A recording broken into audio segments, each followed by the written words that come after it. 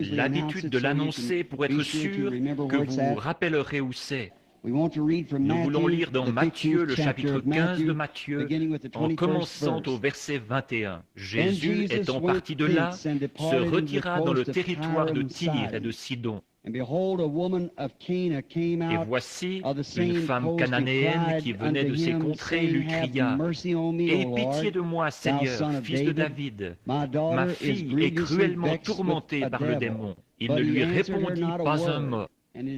Et ses disciples s'approchèrent et lui dirent avec instance, « Renvoie-la, car elle crie derrière nous. » Il répondit, « Je n'ai été envoyé qu'aux brebis perdues de la maison d'Israël. » Mais elle vint se prosterner devant lui, disant, « Seigneur, secours-moi. » Il répondit, « Il n'est pas bien de prendre le pain des enfants et de le jeter aux petits chiens. » Oui, Seigneur, dit-elle, mais les petits chiens mangent les miettes qui tombent de la table de leur maître. Alors Jésus lui dit, « Femme, ta foi est grande, qu'il te soit fait comme tu veux. » Et à l'heure même, sa fille fut guérie. Courbons la tête maintenant pour prier. Je me demande ce soir, alors que nos têtes et nos cœurs sont courbés, s'il y aurait ici quelqu'un qui voudrait qu'on pense à lui en prière. Voulez-vous simplement le faire savoir en levant les mains vers Dieu pour dire, « J'ai un besoin, Seigneur. Je te prie de m'aider. » Que le Seigneur vous bénisse.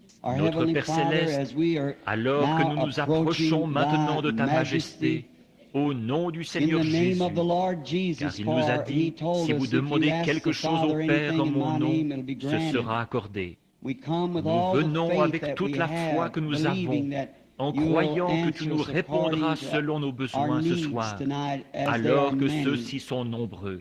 Tu vois les mains de tes enfants dans toute la salle, ici, alors qu'ils lèvent les mains. Et toi seul sais ce qu'il y avait dans leur cœur. Je te prie d'y répondre, Père, ce soir,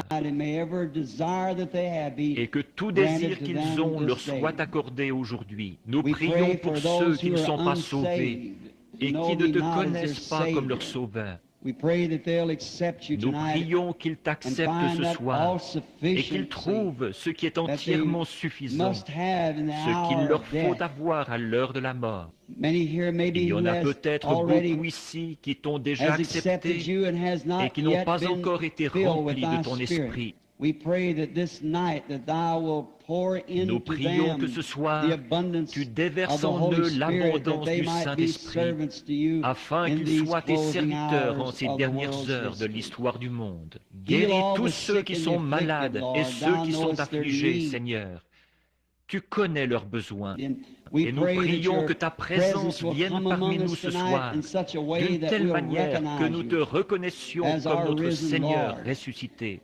Et quand la réunion sera terminée et que nous retournerons chez nous, puissions-nous parler entre nous en disant, comme ceux qui revenaient d'Emmaüs ce jour-là, en disant, « Notre cœur ne brûlait-il pas au-dedans de nous alors qu'il nous parlait en chemin, car ils t'ont reconnu à un certain signe que tu accomplissais avant ta crucifixion. Et après que tu es ressuscité, tu étais le même Jésus qui faisait les mêmes choses. Puissions-nous être encore témoins de la même chose ce soir. C'est au nom de Jésus que nous prions. Amen.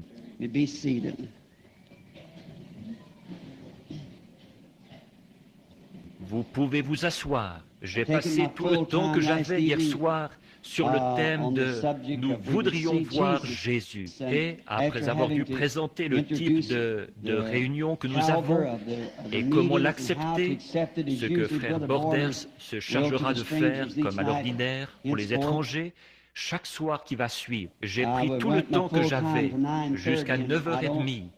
Et je n'aime pas faire attendre les gens, juste quelques mots pour faire connaissance. Et puis les paroles du Seigneur représentent que lui parle une seule fois. Cela représente plus que ce que qui que ce soit pourrait dire pendant toute une vie. Un seul mot de lui. J'aimerais donc prendre ce soir un sujet que je tire de cette lecture de l'Écriture que Dieu nous a donné ici comme contexte. Puisse-t-il nous le donner? Je veux prendre un mot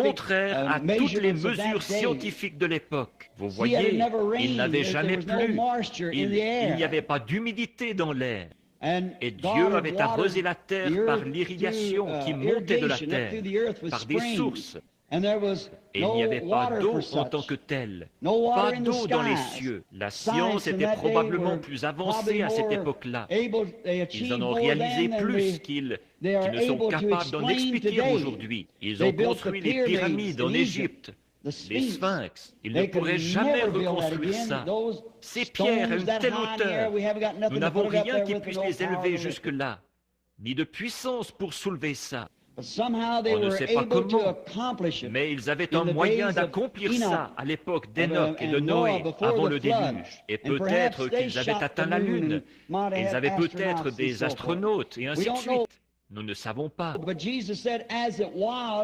Mais Jésus a dit, ce qui arriva au jour de Noé, une grande civilisation avancée comme il l'avait, arrivera de même à la venue du Fils de l'homme. Et maintenant, peut-être qu'ils, dans leur recherche scientifique, ils avaient trouvé quelque chose qui leur permettait de faire une couleur qui durerait jusqu'à aujourd'hui.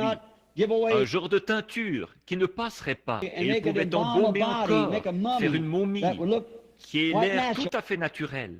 Aujourd'hui encore, 4000 ans plus tard, elles ont encore l'air naturel. Nous n'arriverions pas à faire ça, même s'il le fallait. Nous n'avons pas ce qu'il faut pour le faire. Nous avons perdu la technique.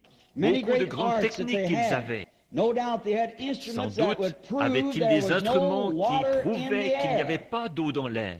Et cet homme qui arrive en s'opposant à la science et qui dit que de l'eau va sortir des cieux. Maintenant, la science pouvait prendre un instrument et le faire monter en l'air et dire « Regarde ici, Noé, lis cet instrument. C'est indiqué sur ce baromètre ici, s'il y a de l'eau ou non là-haut.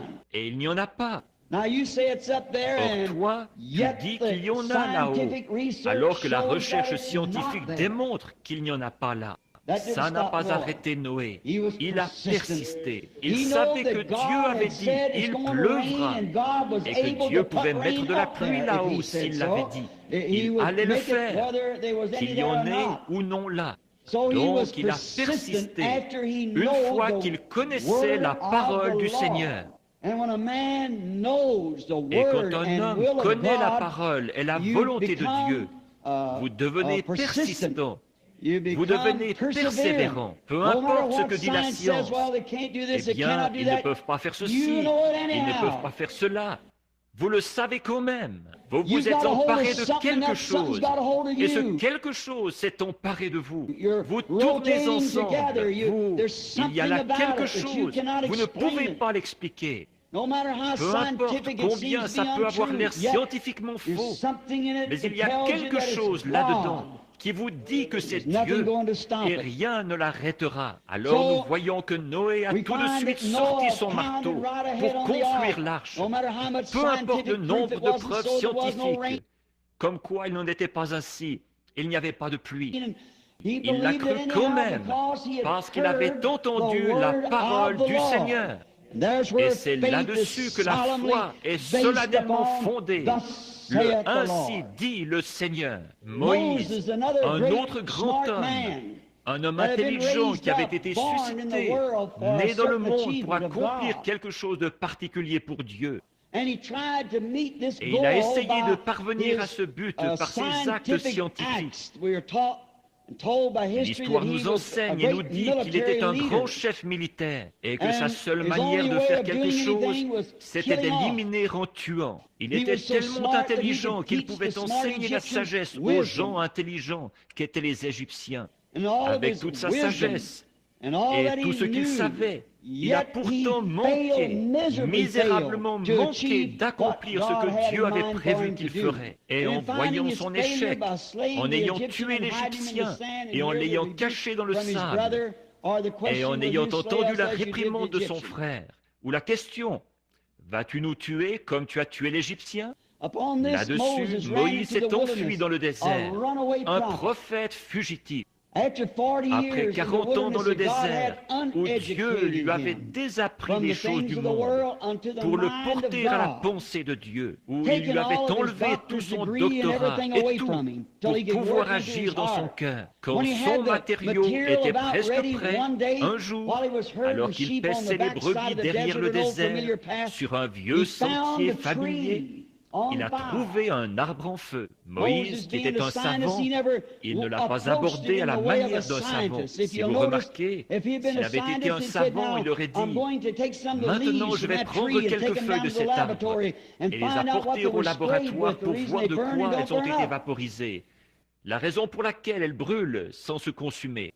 S'il avait fait ça, alors il n'aurait pas encore été prêt. Mais ce qu'il a fait, c'est qu'il s'en est approché et qu'il a ôté ses souliers. Il s'est mis à genoux et il s'est mis à lui parler. Parce qu'il savait qu'il était surnaturel. De là est venue la parole de Dieu qui disait, « J'ai entendu les gémissements de mon peuple et je me souviens de ma parole. Je t'envoie là-bas pour les délivrer. » Maintenant, quelquefois, sur le sentier du devoir, Dieu appelle son homme à faire des choses qui paraissent absolument ridicules à l'esprit naturel.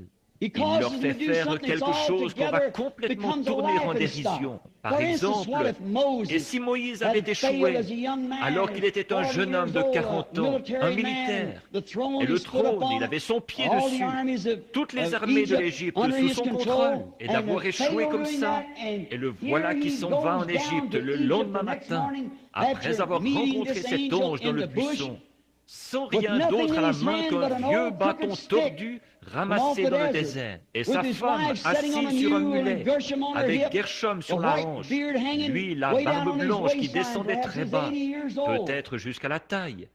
Il avait 80 ans, sa tête chauve qui luisait au soleil, et un bâton à la main, les yeux fixés sur le ciel, et le sourire aux lèvres. Quelqu'un aurait pu dire, « Moïse, où vas-tu » Il a dit, « Je m'en vais en Égypte, prendre le contrôle. » Alors qu'il n'y était pas arrivé avec une armée, comment va-t-il y arriver avec un bâton tordu? Oh mon Dieu, tu as perdu la raison, tu as perdu la tête.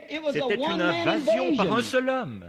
Mais ce qu'il y a, c'est qu'il y est arrivé, parce que c'était une parole du Seigneur, et Moïse était décidé, peu importe les probabilités de réussite, Dieu était avec lui, et lui vaut plus que toutes les probabilités. Si les hommes et les femmes pouvaient seulement penser comme ça ce soir, que la parole du Seigneur est la vérité, il n'y a rien d'autre. Toute l'éternité dépend de la parole. Pas une seule parole, a dit Jésus, ne passera. Les cieux et la terre passeront, mais elle, non. Moïse est descendu et il a été très persistant quand il a jeté son bâton et qu'il s'est transformé en serpent. Là, il a trouvé des imitateurs. Ça se retrouve encore le long du sentier de Dieu. Quelqu'un qui essaye d'imiter quelque chose. Et les imitateurs sont venus essayer d'en faire un spectacle. Ils ont jeté leur bâton. Moïse savait à qui il avait parlé. Il savait en qui il avait cru. Il était persuadé qu'il avait la puissance de garder son dépôt jusqu'à cette heure-là. Moïse n'a pas bougé. Alors le serpent de Moïse a mangé le serpent des magiciens. Et il nous est enseigné que la même chose se reproduira de nouveau. Peut-être pas de la même manière, mais elle se reproduira de nouveau dans les derniers jours. Car de même que Jannes et Jambres s'opposèrent à Moïse, de même ces hommes s'opposeront à la vérité. Moïse a persisté. Parce qu'il avait quelque chose à accomplir pour lequel il avait reçu le « Ainsi dit le Seigneur ». Je serai avec toi. David se tenait devant Saül un jour et il a entendu dire qu'un Goliath s'était avancé là-bas sur la colline. Un grand géant qui avait des doigts de 14 pouces et une grande lance à la main de la taille d'une aiguille de tisserand.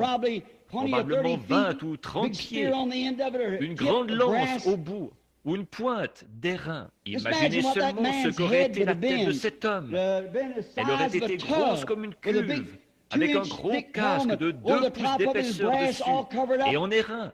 Ça recouvrait complètement. Et il lançait un défi aux armées de Dieu. Et il l'a dit en présence de David. Et David était un petit homme au teint rosé, pas grand, probablement avec les épaules tombantes. La Bible dit qu'il avait le teint rosé, un petit homme. Il n'avait jamais été entraîné au duel, avec des lances et tout. Mais il avait gardé les brebis derrière le désert. Et un lion était venu s'emparer d'un de ses agneaux, et il l'a poursuivi et l'a tué avec une fronde. Nous voyons qu'un ours a essayé de faire la même chose, et David l'a vaincu. Et alors David a dit, allez-vous rester là et laisser ce Philistin, cet incirconcis, insulter l'armée du Dieu vivant? Il a fait honte à ses frères, alors qu'il disait qu'il était méchant, qu'il était venu pour voir la bataille. Pourtant, il y avait quelque chose en David qui lui faisait savoir qu'il était plus que vainqueur. Alors il a dit, si vous avez peur de le combattre, moi j'irai le combattre. Saül, comme c'était parvenu au général Saül, ce dernier lui a mis son armure. Et elle ne lui allait pas. Il a vu que son vêtement ecclésiastique n'allait pas à un homme de Dieu. Et ça n'allait pas. Il ne savait pas quoi faire. Ça, je ne suis pas accoutumé à ça. Je ne connais rien de ces choses-là. Des licences S-lettres et ainsi de suite. Débarrassez-moi de ça et que j'y aille avec le moyen par lequel Dieu m'a donné la délivrance. Que j'y aille avec une fronde. Mais ils ont dit, il était guerrier dès sa jeunesse et toi, tu n'es qu'un enfant. Il a dit, je suis plus que capable de l'affronter. Laissez-moi y aller. Et peu importe combien le géant semblait grand et combien c'était invraisemblable, David a persisté. Ce Philistin circoncis n'insulterait pas l'armée du Dieu vivant qu'il représentait. Oh, si nous avions plus de David dans cette armée! Si nous avions plus d'hommes qui tiennent ferme et qui persistent, qui persévèrent dans la foi qui a été transmise au sein une fois pour toutes. Samson, un autre homme très persévérant, il était né naziréen de naissance. Un naziréen, ça veut dire mis à part pour la parole. Comme ce serait beau ce soir si tous les chrétiens étaient des naziréens pour le Seigneur, mis à part, non pour des credos, mais pour la parole. Christ est cette parole, mis à part pour la parole.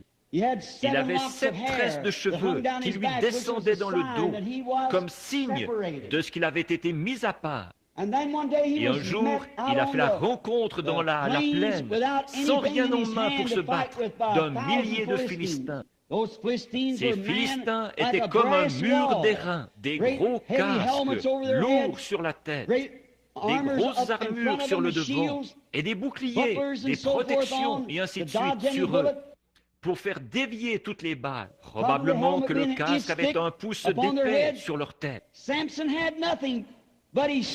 n'avait rien, mais il sentait encore que la promesse que Dieu lui avait faite était toujours sur sa tête. Il sentait encore l'onction, autrement dit. Il savait que Dieu était avec lui, parce qu'il sentait ses tresses qui lui descendaient sur les épaules. Il s'est emparé de ce qu'il y avait à ça, qu'il pouvait trouver, et c'était une mâchoire de mulet. Et il s'est tenu avec ça à la main, et il a persisté pour que ce ne soit pas la mâchoire ni son propre bras, mais que ce soit la puissance du Seigneur. Et la puissance du Seigneur est venue sur lui, et il a battu avec cette mâchoire 1 millier de Philistins. Comment est-ce qu'il y est arrivé?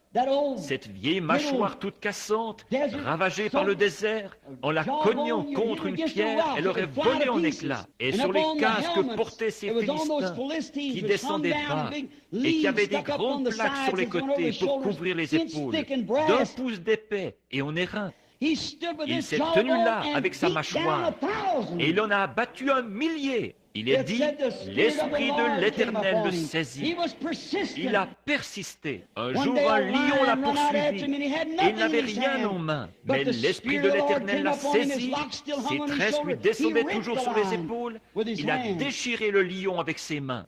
Il a été très persistant parce qu'il savait que la promesse de Dieu était avec lui. Il pouvait accomplir n'importe quoi parce que la promesse de Dieu était avec lui pour délivrer. Jean était tellement sûr, Jean-Baptiste, quand il est né, il savait que ce serait lui. Une fois qu'il était assez grand pour comprendre, vers 9 ans, son père était sacrificateur. D'habitude, ils suivent les traces du père, mais il n'est pas allé dans les écoles et dans les séminaires parce qu'il savait que sa tâche était trop importante. Il devait annoncer le Messie. Nous savons que c'est ce que l'ange avait dit. Il savait qu'il était représenté dans l'Écriture, la voix de celui qui crie dans le désert. préparez le chemin du Seigneur. Il savait aussi que Malachie, 400 ans plus tôt, avait dit, voici, j'envoie mon messager devant ma face. Après être allé dans le désert, où il avait été formé par Dieu, pas par un séminaire de théologie, comme celui d'où son père était sorti. Mais il avait une tâche importante. Il devait annoncer le Messie.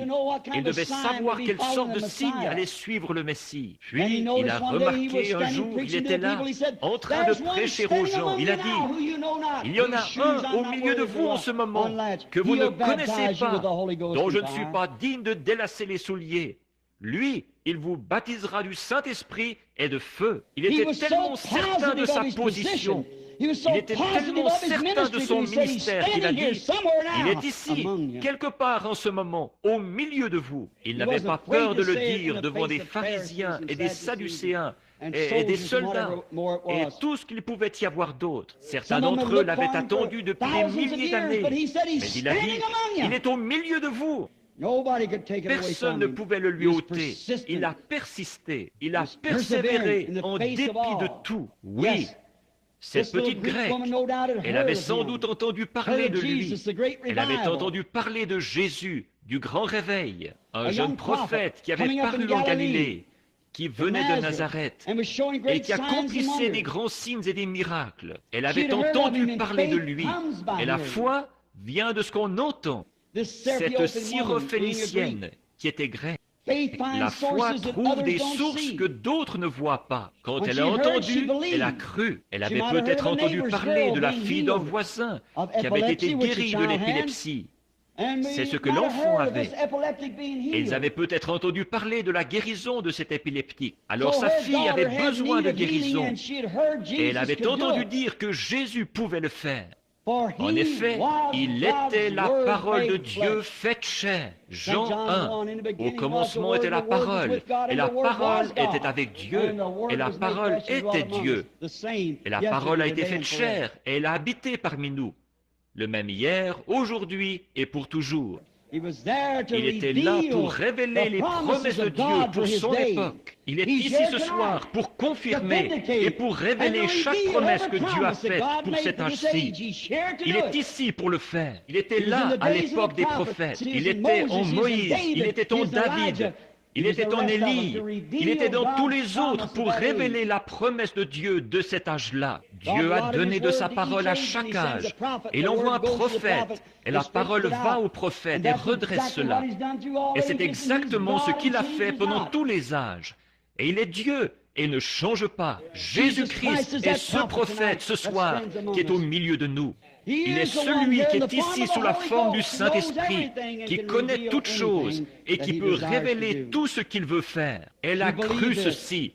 Peu importe combien les gens ne le croyaient pas, la foi trouve une source dont les autres ne savent rien. Quand un homme a foi en Dieu, il s'est emparé de quelque chose. Il ne peut pas l'expliquer. C'est quelque chose dont il s'est emparé. Il ne peut pas le pousser ou le bousculer ou le tirer. Il faut que lui le fasse. Voilà comment est la foi. Quand un homme a vraiment foi en Dieu, elle trouve cette source que les autres ne voient pas. Sa parole est une épée. La Bible l'a dit. Si vous voulez une référence pour ça, c'est Hébreux 4, 12. Comme j'ai noté le passage. La Bible dit, la parole de Dieu est plus tranchante qu'une épée à deux tranchants. Cette épée doit être tenue par une main de foi. Une main de théologie ne fera pas l'affaire. Il faut prendre une main de foi, entraînée aux choses spirituelles, qui connaît Dieu. Et puis, je pourrais dire ceci. D'après vous, comment Jésus pouvait-il regarder son auditoire et connaître leurs pensées? Parce qu'il était la parole. Citons le reste de la parole ici. Plus tranchante qu'une épée à deux tranchants. Elle juge les sentiments et les pensées du cœur. Il était la parole. C'est la raison pour laquelle il pouvait discerner les pensées qu'il y avait dans leur cœur. Hier soir, comme nous avons pris ce qui arriva au jour de Sodome, en montrant cet homme qui se tenait là, qui a mangé la chair d'un veau, qui a bu du lait de la vache, qui a mangé du beurre et du pain, qui était là en train de manger, avec sur lui des vêtements comme vous et moi, le dos tourné à la tente. Et il a su à quoi Sarah pensait dans l'attente. Pas étonnant qu'Abraham l'ait appelé Elohim, celui qui est entièrement suffisant, celui qui existe par lui-même, Elohim. Jésus a dit, ce qui arriva au jour de Sodome arrivera de même, au retour du Fils de l'homme. Ce sera pareil. Au jour, avez-vous remarqué, à Sodome, là, il est dit dans Luc 17,15, il est dit que quand les jours de Sodome, il en sera de même à la venue du Fils de l'homme, quand le Fils de l'homme sera révélé. Au jour où le Fils de l'homme sera révélé, comme il l'a été à Sodome, la même chose se produira. Nous voyons que le feu est prêt, les nations sont prêtes, les évangélistes sont allés à leur place, et que chaque don est placé comme il faut. Pas étonnant que nous devrions persister.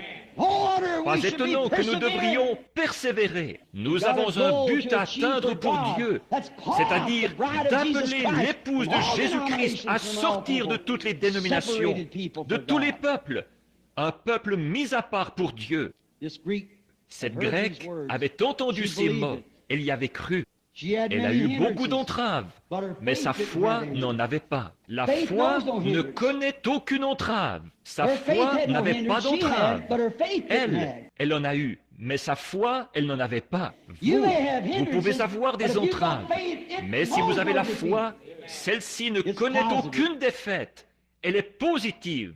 Regardons quelques-unes des entraves qu'elle a eues, un petit instant. Certains d'entre eux ont peut-être dit, rappelle-toi, tu es d'une autre race, tu es grec, syrophénicienne d'origine.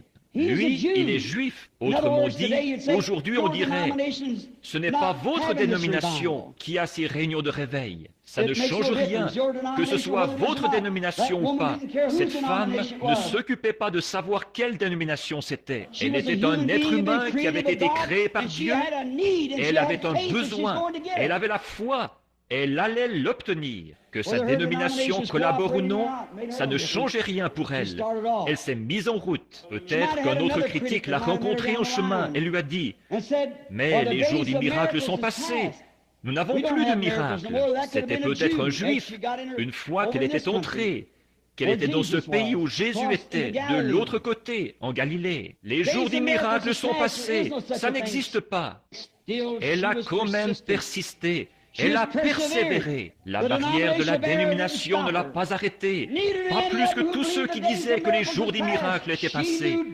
Elle savait que ce n'était pas vrai. D'abord, elle avait quelque chose dans son fort intérieur qui lui disait qu'elle allait obtenir ce qu'elle demandait. Oh, les amis, ce soir, si seulement vous pouviez saisir ça dans votre cœur, que Dieu est ici pour vous donner ce que votre cœur désire.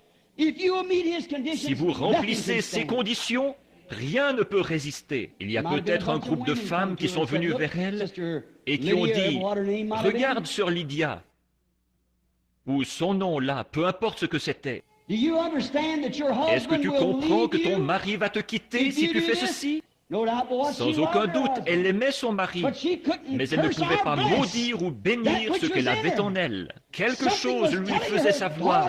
Sa fille se mourait d'épilepsie et il fallait qu'elle parvienne à Jésus. Et quand elle arriverait là, quelque chose allait se produire, mari ou pas. Certains d'entre eux disaient peut-être, « Eh bien, qu'est-ce que tu vas faire de cet enfant malade si ça échoue ?» Mais elle savait que ça n'échouerait pas. Il y avait quelque chose en elle qui lui disait que ça ne pouvait pas échouer. S'il n'a jamais été Dieu, il reste toujours Dieu. Cela ne peut pas échouer. Par conséquent, elle a persévéré de plus belle. Et puis, certains d'entre eux disaient peut-être, le cercle auquel tu appartiens dans la société, ils vont se moquer de toi, qu'ils se moquent ou pas. Pour elle, ça ne changeait rien. Il y avait quelque chose en elle.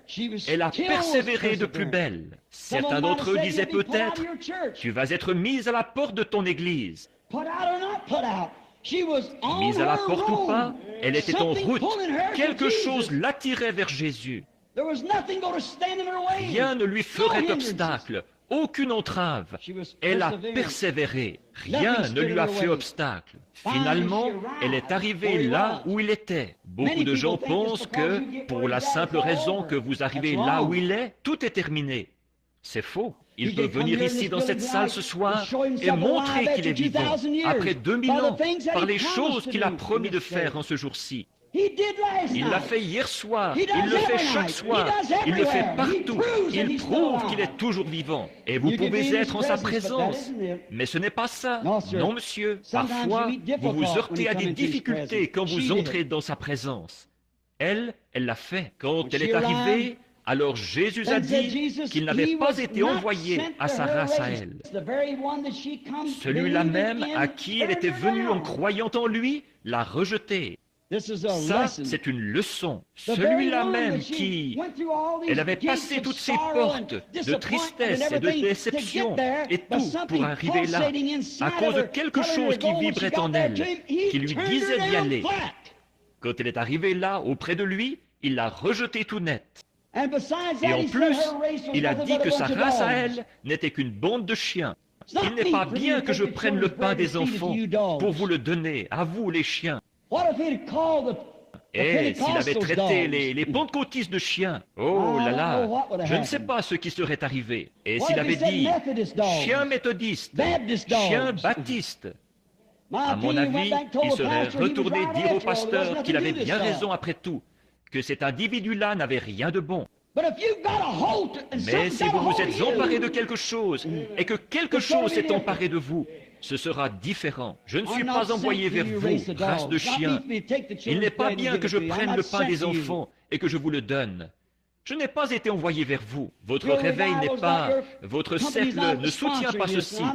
Et je n'ai pas été envoyé vers vous. Et il n'est pas bien que je prenne mon temps pour vous, alors que vous n'êtes que des chiens. Et pourquoi est-ce que je gaspillerais mon temps pour vous? Quelle déception ça aurait été pour une femme qui n'aurait pas eu de foi, qui n'aurait pas été décidée. Oh, si seulement l'Église pouvait voir cela. Mais elle a continué à tenir bon. Elle n'était pas une plante de serre chaude qu'il fallait dorloter.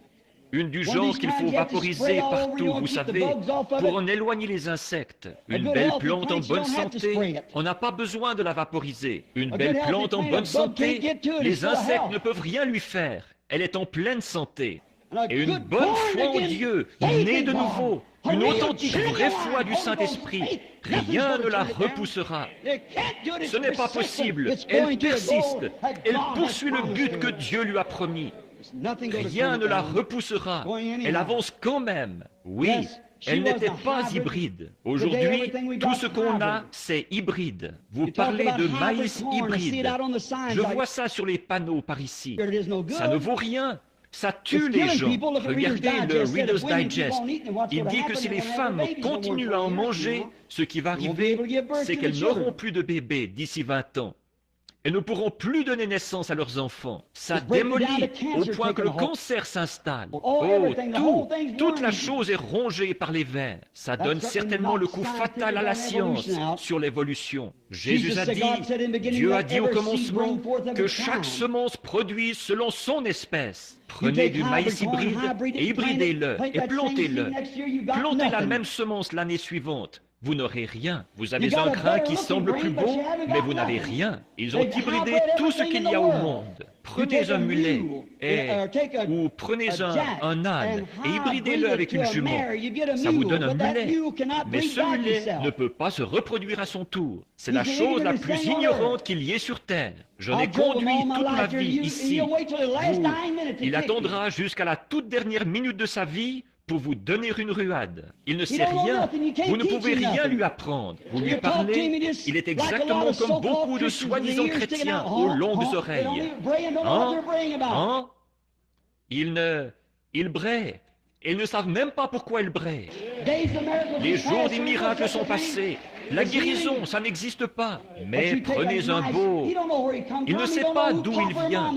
Il ne sait pas qui sont papa et maman. Mais un vrai cheval pur sang sait qui était son papa, qui était sa maman, qui était son grand-papa, son arrière-grand-papa, son arrière, jusqu'au commencement. Il sait d'où il vient. De même, un authentique chrétien né de nouveau sait d'où il vient. Son origine ne remonte pas à John Wesley, à Luther ou à quelqu'un d'autre. Cela a commencé le jour de la Pentecôte, quand Dieu lui-même est venu parmi son peuple, et il est la parole manifestée. Vous pouvez lui dire la parole, et il dira « Amen ». L'autre dira « Ça, je ne sais pas. Vous voyez cet âne, cet hybride? Vous voyez, il ne sait pas où il va, il ne sait pas d'où il vient. Il est bien mal en point. Cette femme n'était pas de ce genre-là. Elle n'était pas une plante hybride. Elle s'était emparée de quelque chose. On n'avait pas besoin de la dorloter, de la vaporiser et de dire « Écoute ma chérie, s'il te plaît, là, je t'en supplie, tu devrais venir. » Non, monsieur, personne. Tout essayait de lui faire obstacle. Un vrai chrétien combat pour sa place. Il doit se tenir seul, lui et Dieu. Et il combat pour chaque pouce de terrain. Alors, on n'a pas besoin de les dorloter. Voilà ce qui ne va pas dans l'église pentecôtiste aujourd'hui. On a des bébés pentecôtistes qu'on a sans cesse aspergés et sur qui on a vaporisé ceci, cela et autre chose, au point que c'est devenu un tas d'hybrides. Ce dont nous avons besoin aujourd'hui, c'est d'un grand ménage, de la chair jusqu'au concierge, et de recommencer, et de faire naître de la vraie foi chez les gens. Oui, non, elle n'était pas hybride, comme l'est une prétendue moisson de croyants aujourd'hui. Qu'est-ce qu'elle a fait? Elle a admis qu'il avait raison. La parole et la foi admettent toujours que la parole a raison. Amen. Si votre foi ne dit pas Amen à chaque mot de la parole de Dieu, alors il y a quelque chose qui ne va pas dans votre expérience. La Bible a dit qu'il est le même hier, aujourd'hui et pour toujours. S'il ne dit pas Amen à cela, alors il y a quelque chose qui ne va pas. Jésus a dit, les œuvres que je fais, vous les ferez aussi. S'il ne dit pas Amen à cela, alors il y a quelque chose qui ne va pas. S'il ne dit pas Amen à chaque parole de la promesse de Dieu, alors il y a quelque chose qui ne va pas. Elle a admis qu'il avait raison. Elle a admis qu'elle n'était rien d'autre qu'un chien. Mais elle voulait avoir des miettes. Nous, ce ne serait pas pareil. Oh non. Nous, il faut qu'on nous donne un bon siège. Et s'il ne s'occupe pas de moi le premier soir, je n'y retournerai pas le soir d'après. Mais vous voyez, oh, elle était bien différente. Repoussée et rebutée, rembarrée, envoyée promener, peu importe. Elle était décidée. Elle a persisté, persévéré. Quelque chose à l'intérieur d'elle lui disait qu'elle allait l'obtenir. Peu importe combien de temps elle devrait attendre, ce qu'elle devrait traverser, elle allait l'avoir de toute façon. Elle voulait les miettes. Elle ne voulait pas avoir un dîner complet. Elle a dit, les chiens mangent les miettes sur la table du maître. Voilà comment il faut faire. Ne prenez pas le siège élevé, prenez le siège du fond. Ne faites pas, soyez simplement celui qui est tout petit. La façon de monter, c'est de descendre. Toujours. Celui qui s'abaisse sera élevé, celui qui s'élève sera abaissé. La façon de monter, c'est de descendre. Toujours. Souvenez-vous, elle n'avait jamais vu de miracle. Elle était des nations, mais elle avait la foi. Elle était un peu comme la prostituée Rahab. Elle a dit aux espions, elle n'a pas dit « Attendez que je vois comment Josué se peigne. Comment, de quoi est-ce que vos généraux ont l'air? Ou quel genre d'épée est-ce qu'ils utilisent? Quels instruments ont-ils? Quelle technique de guerre? Elle a dit, j'ai entendu dire que Dieu est avec vous. Cela me suffit. Je veux obtenir miséricorde. Elle a cru. La foi vient de ce qu'on entend. Et ce qu'on entend de la parole de Dieu. Regardez bien. À cause de cette parole, a dit Jésus, parce qu'elle a persisté et qu'elle est venue. Bon, en premier, elle l'a appelé fils de David. Or, si elle avait, en tant que femme des nations, elle n'avait aucun droit sur lui en tant que fils de David. Mais quand elle a dit « Seigneur », il était son Seigneur, mais pas le fils de David pour ça. Elle s'est approchée du don de Dieu comme il faut. Et voilà la seule manière de pouvoir jamais recevoir quoi que ce soit. C'est de s'en approcher comme il faut. Elle était la première personne des nations pour qu'un miracle ait jamais été accompli. La foi admet que la parole a raison. Elle se fait humble et respectueuse. Et c'est la même chose aujourd'hui. Elle est prête à se contenter de n'importe quoi, n'importe où, pourvu que j'y arrive. Avez-vous déjà remarqué que Marthe, en présence de Jésus, elle a eu de la persévérance? Marthe, quand elle est sortie, même si elle avait un frère qui l'aimait, même si elle avait ouvert sa maison et qu'elle avait quitté l'église, et ainsi de suite, et que Lazare et lui étaient amis, et Lazare était mort dans la tombe, il y était depuis 4 jours, il se décomposait déjà.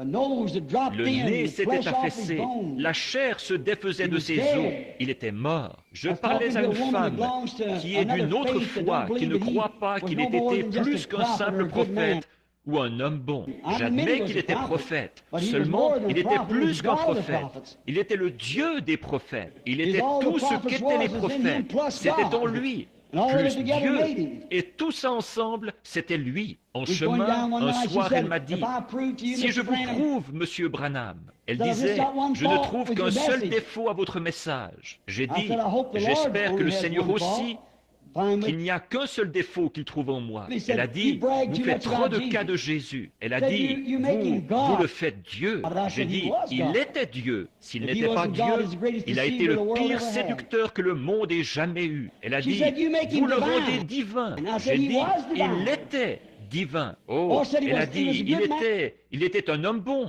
J'ai dit, il était plus qu'un homme bon. Il était Dieu.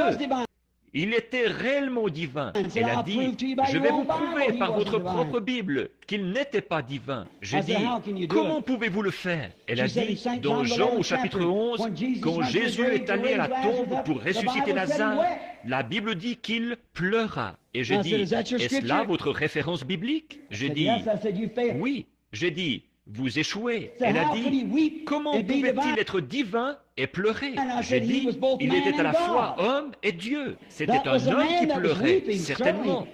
J'admets que c'était un homme qui pleurait. Mais quand il s'est tenu près de la tombe, qu'il a redressé son petit corps frêle et qu'il a dit, Lazare, sors!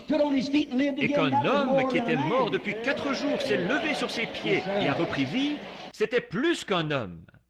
Oui, monsieur, la corruption a reconnu son maître, l'âme a reconnu son créateur, et il était à 4 jours de voyage quelque part. Je ne sais pas où, vous non plus, mais quoi qu'il en soit, quand il a parlé, il est sorti. Amen. Ça, c'était plus qu'un homme. Il était un homme quand il est descendu de la montagne ce soir-là, après être arrivé. Il avait faim. Il regardait les arbres en chemin pour trouver quelque chose à manger. Quand, en regardant un arbre, il a maudit l'arbre qui n'avait pas de fruits. Il était un homme quand il avait faim. Mais quand il a pris 5 petits pains et 2 poissons et qu'il a nourri 5000 personnes, qu'on a rempli 5 paniers avec les morceaux qui restaient, c'était plus qu'un homme. C'est ça. Il était un homme quand il était couché là sur l'eau ce soir-là, à l'arrière d'un bateau. De la vertu était sortie de lui toute la journée, alors qu'il prêchait et qu'il guérissait les malades. De la vertu était sortie de lui, à cause des gens, alors qu'il discernait les pensées de leur cœur. Et 10 000 démons de la mer avaient juré de le noyer ce soir-là. Le petit bateau était là comme un bouchon de liège, agité dans tous les sens. Le diable disait, « Je l'ai maintenant ». Et il semblait que tout était fini. Mais une fois qu'il s'est levé, qu'il est monté et qu'il a posé le pied sur le bastingage du bateau et qu'il a levé les yeux et qu'il a dit « Silence, tais-toi » et que les vents et les vagues lui ont obéi, c'était plus qu'un homme. C'était Dieu. Il était un homme quand il a imploré miséricorde sur la croix.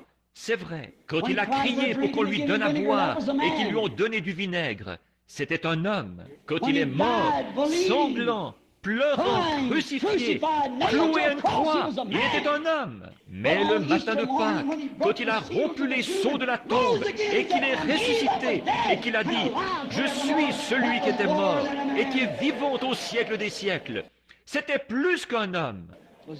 C'était Dieu dans un homme, son Fils. Pas étonnant que Marthe, qui comprenait cela, ait persévéré en présence de Jésus. Elle a dit, si tu avais été ici, mon frère ne serait pas mort. Mais maintenant même, tout ce que tu demanderas à Dieu, Dieu te l'accordera. Oh, si seulement nous pouvions avoir ces paroles dans nos cœurs ce soir. Je sais que je suis dans un fauteuil roulant. Je sais que j'ai le cancer. J'ai des problèmes de cœur, quoi que ce soit.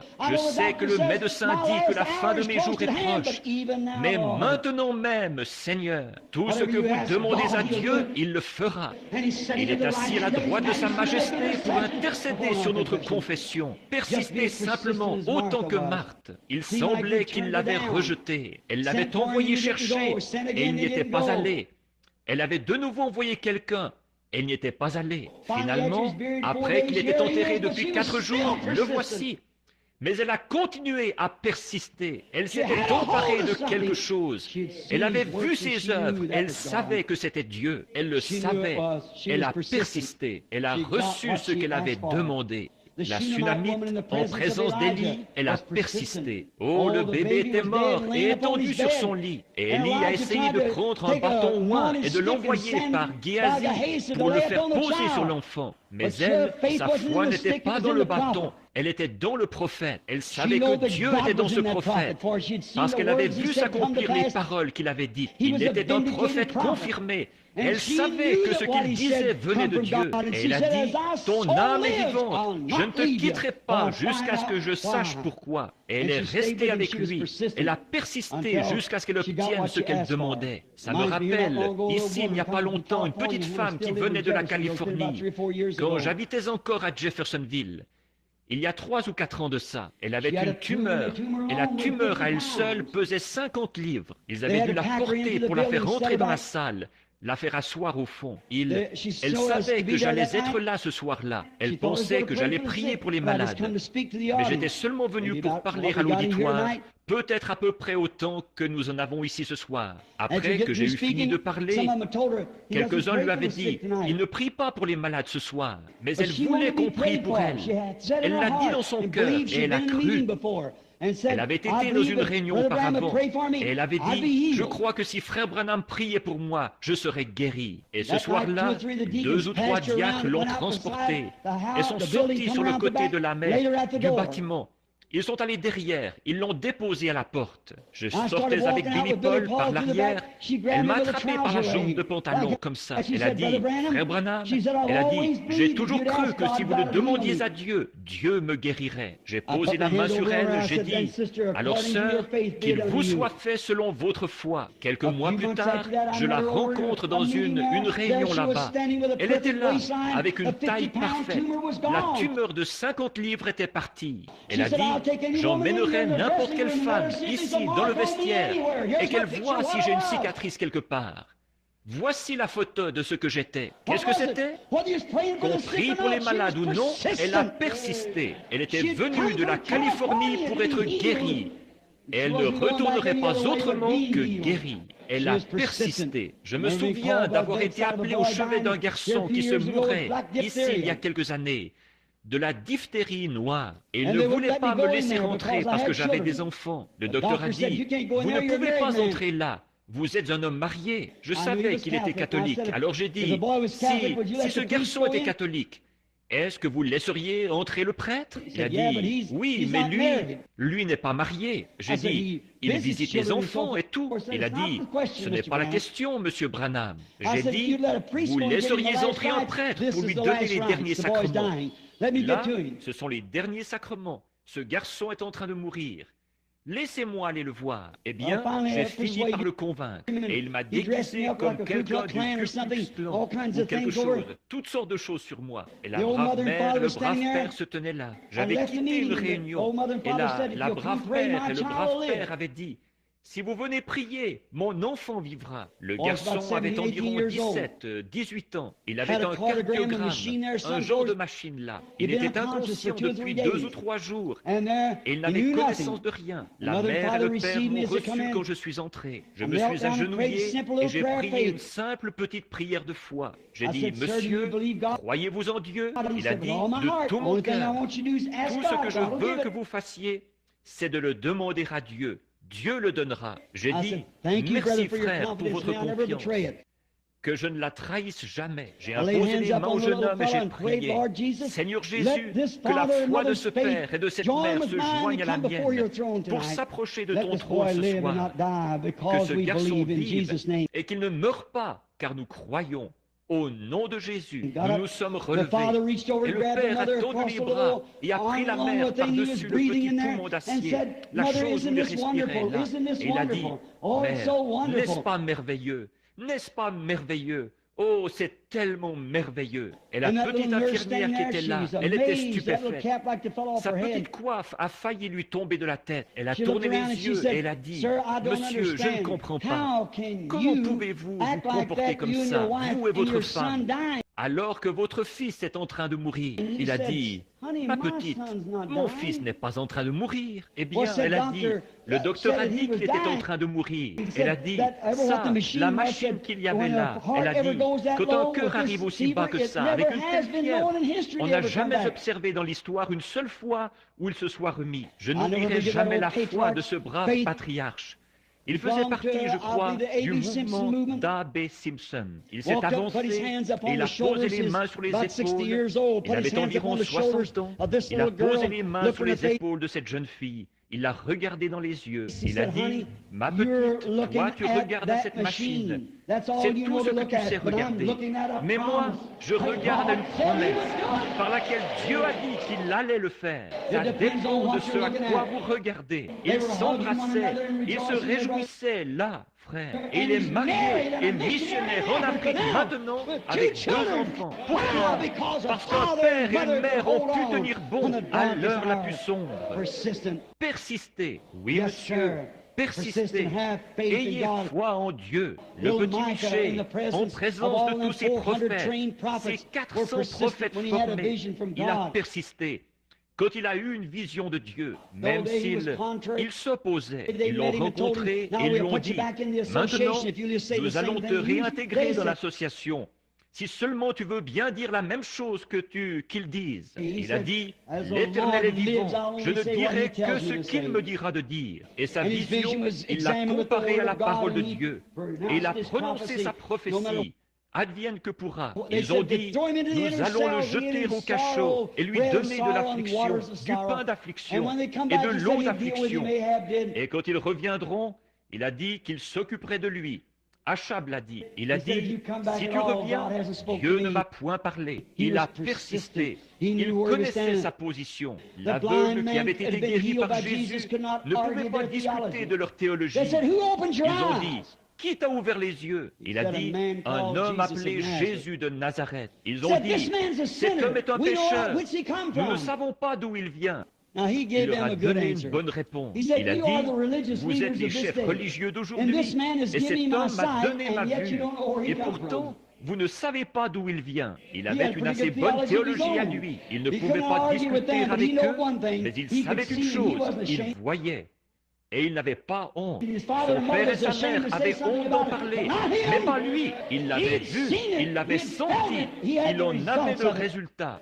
Quelque chose le lui avait dit et il a persisté. Philippe, dès qu'il a vu la leçon d'hier soir, quand il est arrivé en présence de Jésus-Christ, quand il a vu Simon, ou le frère d'André, Pierre est arrivé dans la présence, c'était Simon à l'époque, il est arrivé dans la présence de Jésus. Simon avait appris quand il était enfant que le Messie serait un prophète. Quand il est entré dans sa présence et qu'il lui a dit « Ton nom est Simon et tu es le fils de Jonas », il a persisté, il était prêt, alors il est devenu le chef de l'Église. Quand Philippe a vu cela, il en connaissait un autre qui lisait beaucoup la Bible, qui connaissait la vérité. Il a persisté, il est allé de l'autre côté de la montagne le chercher. Et quand Nathanaël est venu, un homme de renom, un véritable hébreu, c'est certain, un homme, un hébreu loyal, un homme vraiment bien, vraiment intègre. C'était un grand homme, mais en présence de son sacrificateur et en présence de tous les autres, quand Jésus l'a regardé et qu'il a dit « Voici un Israélite en qui il n'y a point de fraude », il a dit « Rabbi, d'où me connais-tu? Je ne t'ai jamais vu auparavant. » comment as-tu su qui j'étais? Il a dit, avant que Philippe t'appelle, quand tu étais sous l'arbre, je t'ai vu. Il est tombé à ses pieds et il a dit, tu es le Christ, le Fils du Dieu vivant. Tu es le roi d'Israël. Pourquoi? Il a persisté en dépit de ce que n'importe qui d'autre pensait. Il avait rencontré la chose au sujet de laquelle il avait lu. Ce qu'il s'était attendu à trouver en Jésus, il l'avait trouvé. Une petite prostituée est sortie pour aller au puits un jour chercher de l'eau. Jésus était assis là, un homme ordinaire, portant des vêtements ordinaires, mangeant de la nourriture ordinaire, parlant un langage ordinaire, le langage commun de la rue, que tout le monde parlait. Et elle lui a parlé, il lui a parlé, il a trouvé où était sa faute, et il a dit, va chercher ton mari et viens ici. Elle a dit, je n'ai pas de mari. Il a dit, tu as bien dit, tu en as eu 5, et celui avec qui tu vis maintenant n'est pas le tien. Tout de suite, cette semence prédestinée dans son cœur a pris vie. Quand cela touchait les pharisiens, cela ne faisait que noircir tout le tableau. Ils disaient, cet homme est Belzébul, c'est un diseur de bonne aventure. Mais elle savait que la parole était plus tranchante, plus puissante qu'une épée à 2 tranchants. Elle juge les pensées du cœur. Elle a dit, Seigneur, je vois que tu es prophète. Nous ne l'avons pas su depuis 400 ans. Je vois que tu es prophète, mais nous savons que quand le Messie viendra, il nous dira ces choses. Il a dit, je le suis, moi qui te parle. Certainement que celui qui avait accompli le miracle ne dirait pas un mensonge. Il était prophète. Il a dit, je suis ce Messie, c'est moi qui te parle. C'est moi. Essayez donc de l'arrêter. Si quelqu'un est déjà allé en Orient, vous savez, un homme dans la rue, il n'aurait jamais écouté une prostituée. Elle n'avait aucun droit de parole. Mais essayez de l'arrêter. C'est comme une maison en feu par un jour de grand vent. Rien à faire. Elle est tout de suite allée de par les rues en criant, venez voir un homme qui m'a dit les choses que j'ai faites. N'est-ce pas là le Messie lui-même? Il est assis là-bas au puits en ce moment. C'est le Messie lui-même. Nous attendions la venue de cet homme. Et il est assis là-bas. Il m'a dit ces choses. La Bible dit que les gens ont cru à cause du témoignage de cette femme. En terminant, je dirais, je vois des gens d'origine espagnole assis ici. Je dirais ceci. J'étais au Mexique il n'y a pas longtemps, au stade là-bas. Un jour d'endroit. Nous n'avions pas pu aller dans l'arène des taureaux, ou la grande arène, mais nous avons eu un endroit où plusieurs milliers de gens s'étaient rassemblés. Frère Espinosa, un frère des Assemblées de Dieu, je pense. Vous le connaissez tous, de la Californie.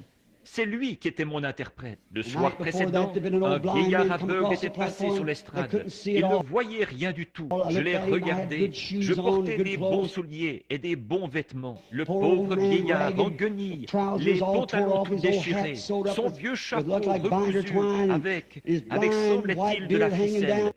Elle était aveugle, la barbe blanche qui descendait, ses grands pieds là, et peut-être qu'il n'avait pas porté de souliers depuis des années. Tout poussiéreux, complètement aveugle. Je l'ai regardé, je me suis dit, mon père aurait à peu près cet âge-là s'il avait vécu. Je me suis glissé vers lui, j'ai dit, bonjour.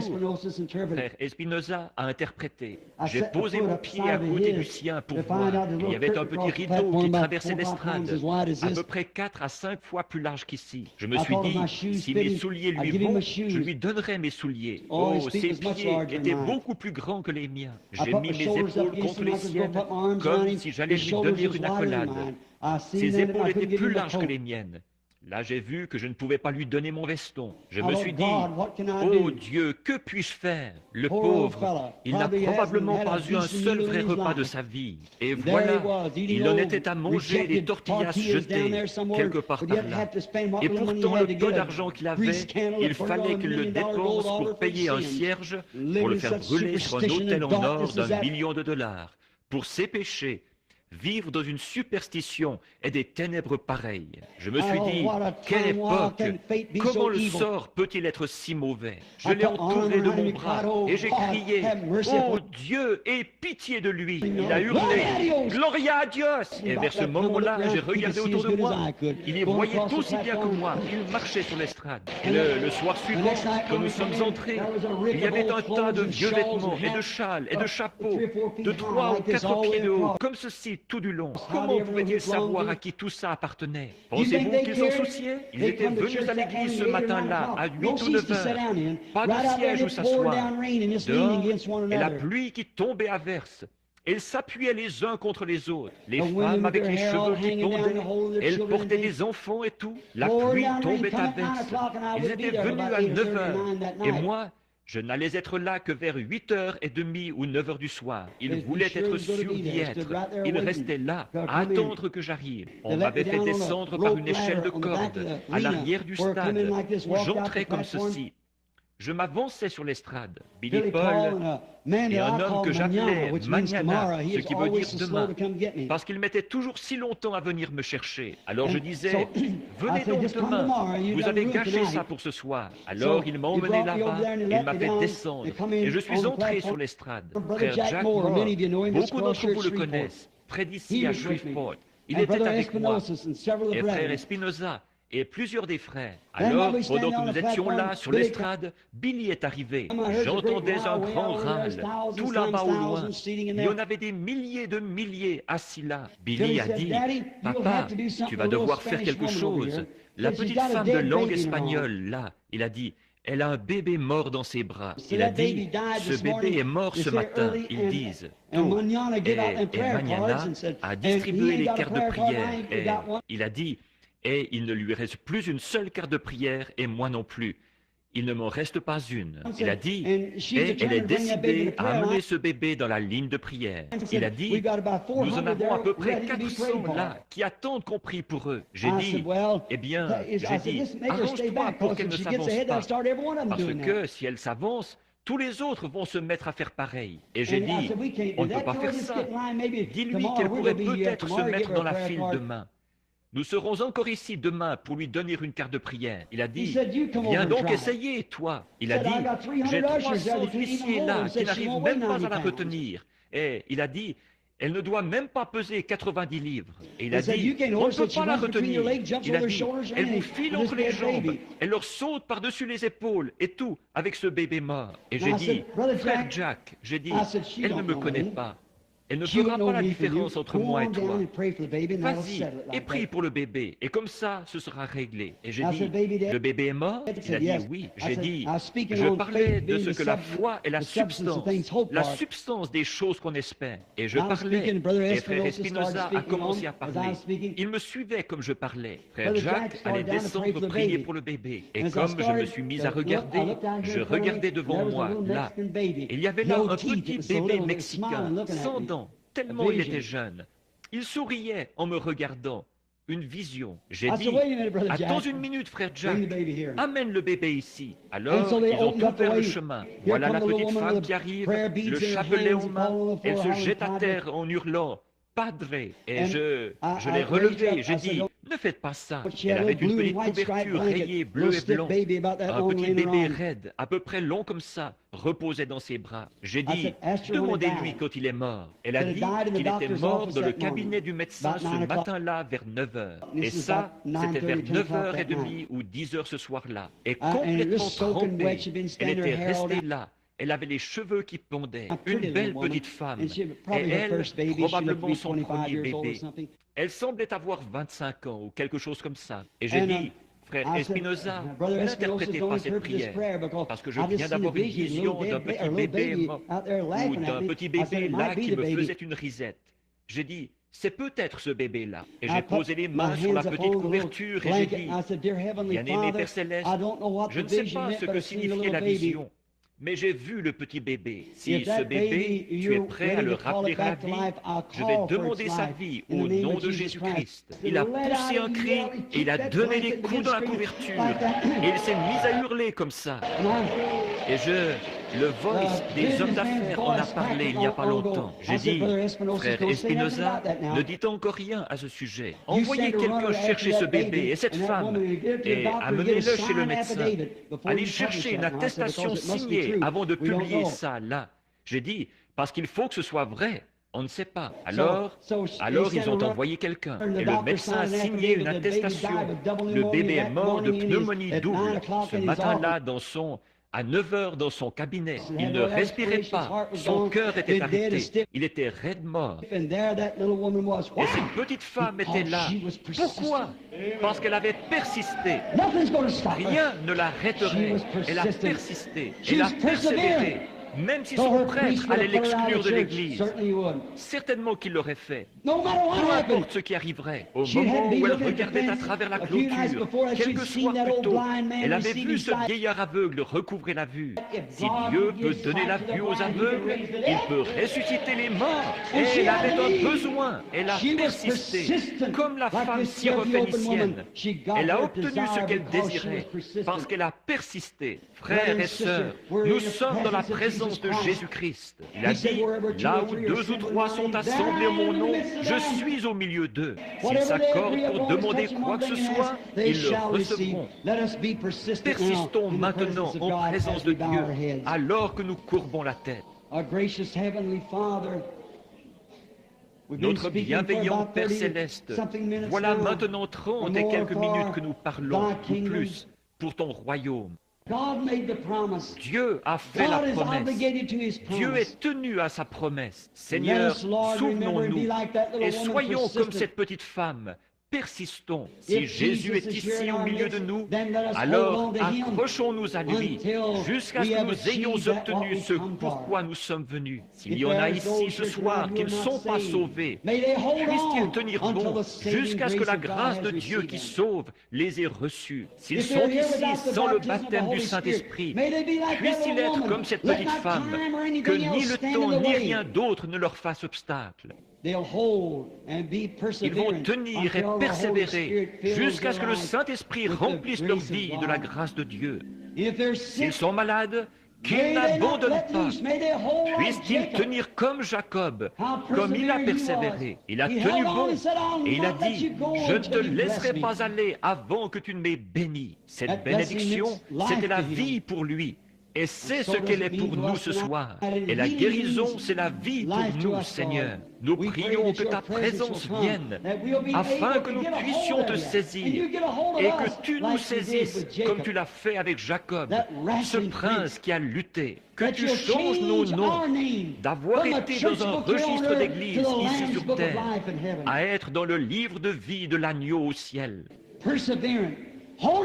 Persévérer, tenir bon, jusqu'à ce que Dieu confirme sa promesse en nous. Nous le demandons en son nom. Seigneur, nous savons qu'un mot de toi fera plus que des millions que quelqu'un d'autre pourrait prononcer. Viens, Seigneur, confirmer ceci, que j'ai dit la vérité. Tu es le même hier, aujourd'hui et pour toujours. Tu es la parole. Tu étais la parole qui était en Noé. Tu es la parole qui était en Moïse. Tu étais la parole qui était en Élie. Tu étais la parole qui était en David. Tu es la parole faite chair et qui est parmi nous ce soir. Tu es ici pour confirmer toutes les promesses que tu as faites pour cette heure-ci. Ce qui arriva au jour de Sodome, toutes ces promesses que tu as faites, tu es ici pour confirmer cela. Accorde-le ce soir, Père. Nous chercherons à te voir ici. Et puis que l'Église s'élève par la foi et qu'elle s'accroche et qu'elle dise « Je persévère, Seigneur. Je resterai ici. » Comme le juge inique à qui la veuve s'accrochait. Et si ce juge inique, pour se débarrasser de cette femme, lui a donné ce qu'elle désirait, combien plus le Père Céleste le donnera à ceux qu'il veut voir s'accrocher à lui ce soir. Accorde-le. C'est au nom de Jésus que nous prions. Amen. Le Seigneur soit béni. Je veux voir Billy. As-tu distribué des cartes? 200? Quelles sont celles que tu as distribuées aujourd'hui? H, où est-ce qu'on avait commencé? À 1 hier soir, n'est-ce pas? Commençons ailleurs ce soir. La carte de prière ce soir, c'est H. Ceux qui ont des cartes de prière, tenez-les bien. Vous voyez, nous allons prier pour chacun. Tenez-les bien. Tenez cette carte de prière. Donnez une carte de prière à un homme. Et déjà là, il est guéri à 60%. Voyez, il sait qu'il va passer dans la ligne, alors il la tient. C'est la raison pour laquelle nous les distribuons. Commençons à partir de, voyons voir, à partir de, disons, 80 ce soir. Commençons à partir de 80, 90, 100. Qui a la carte de prière H? H comme Heaven. H, 80. Levez la main. Voyons voir si je... Peut-être que je me trompe. Alors nous allons commencer ailleurs. Comment? Je ne l'ai pas vu. Oh, là-bas. Très bien. Venez ici, monsieur. H80. H81. Qui a la 81? Levez la main. 81. Ici. Venez, madame. 82. Celui qui a la 82. Voulez-vous lever la main? Là. 82, très bien. 82, qui a la carte de prière H. 82, il y a 80, 81, nous voulons H 82. Comment est-ce qu'on dirait ça en espagnol? C'est peut-être quelqu'un qui parle espagnol. Très bien, très bien. 82, 83, H 83, qui a la carte de prière H 83.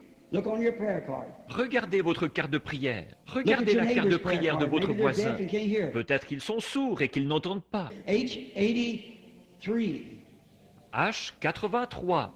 83. Ne prenez pas de cartes si vous n'allez pas les utiliser. Voyez, si vous en prenez, utilisez-les. Voyez, ne les donnez pas à quelqu'un d'autre.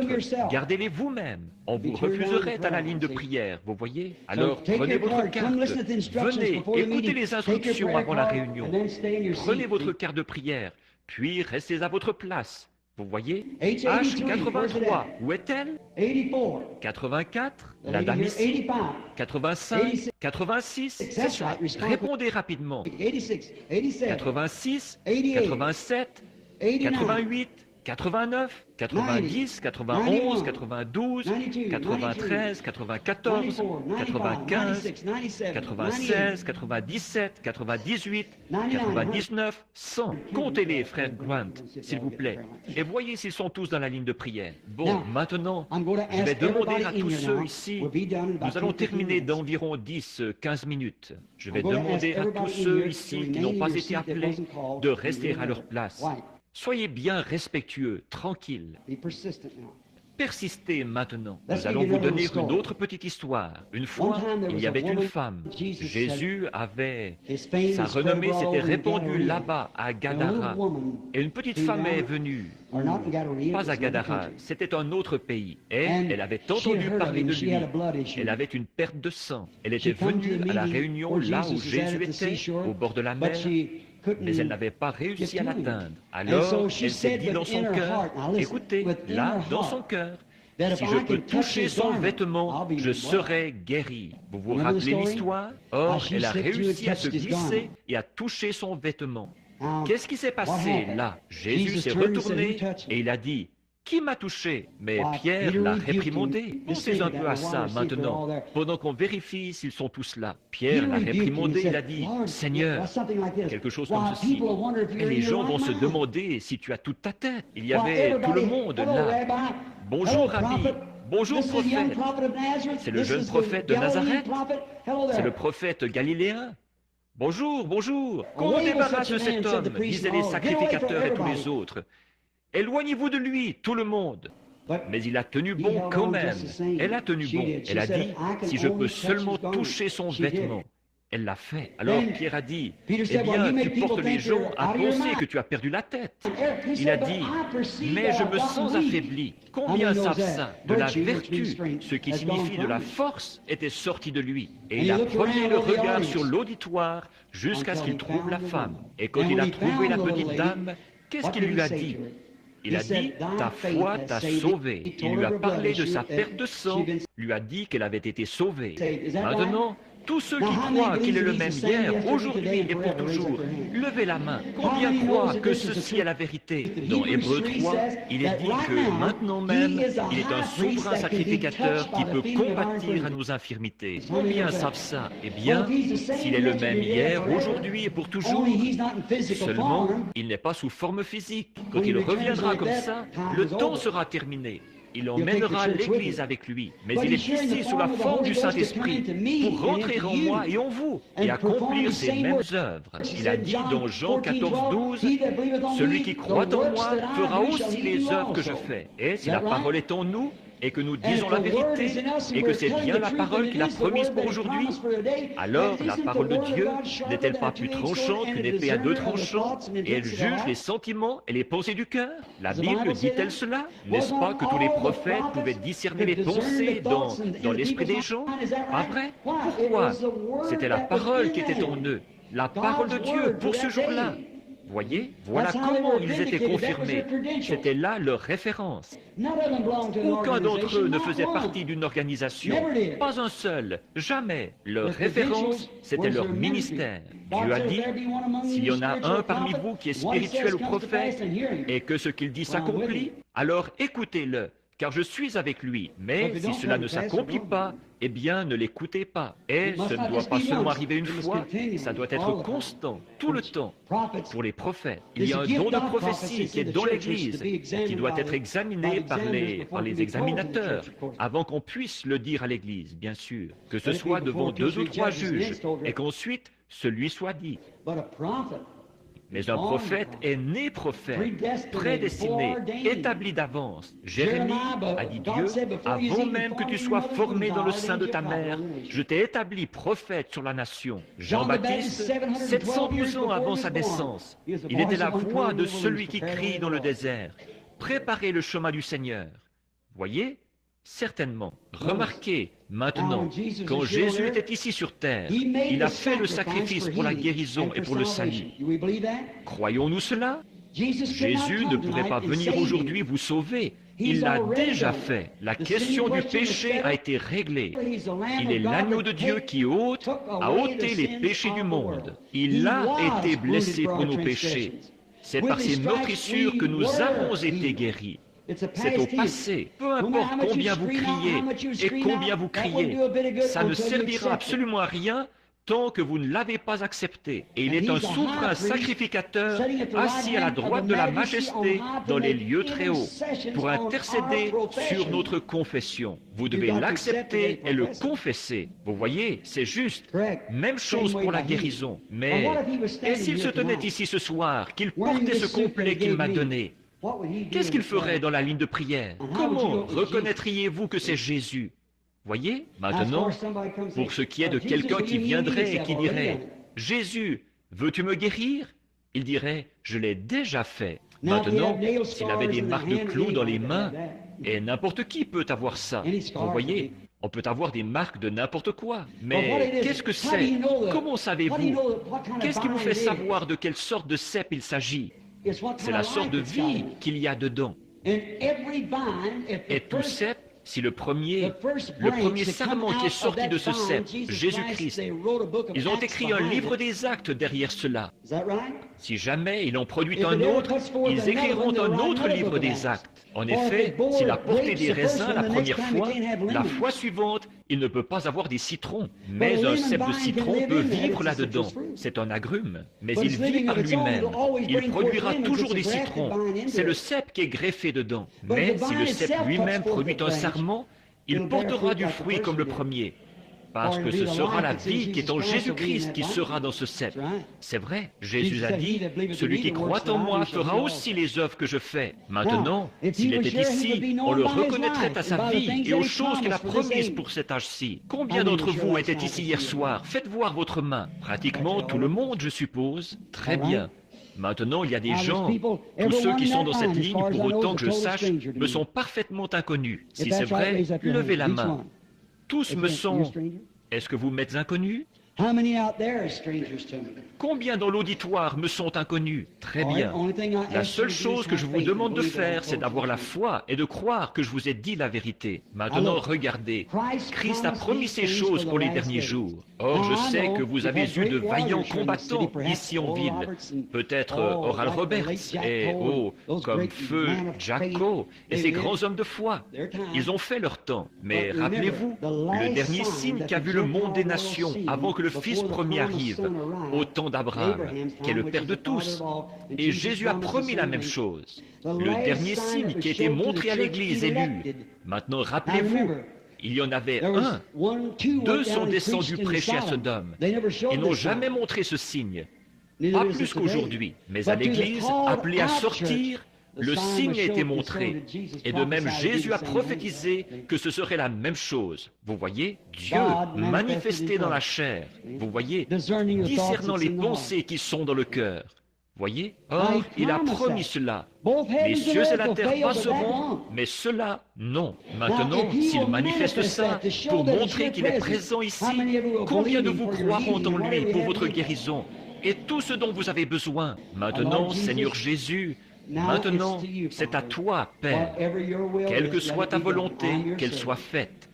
Je suis ton serviteur. Ceux-ci sont tous tes serviteurs, ou beaucoup d'entre eux ici, que ceux qui ne sont pas tes serviteurs, par ta présence, sachant que peut-être avant le matin, ils devront se retrouver devant ta face. Maintenant, tu peux leur sourire par la grâce, mais alors, tu seras leur juge. Que Jésus vienne parmi nous ce soir, qu'il en soit ainsi, Seigneur, et qu'il accomplisse et qu'il fasse ce qu'il a fait avant sa crucifixion. Ce sera pour nous une assurance face à toutes les religions païennes, que notre Sauveur n'est pas mort, mais qu'il est ressuscité des morts. Et après 2000 ans, il est tout aussi vivant ce soir qu'il l'était alors. Et puissions-nous, comme ceux d'Emmaüs, dire, notre cœur ne brûlait-il pas au-dedans de nous, alors qu'il nous parlait en chemin?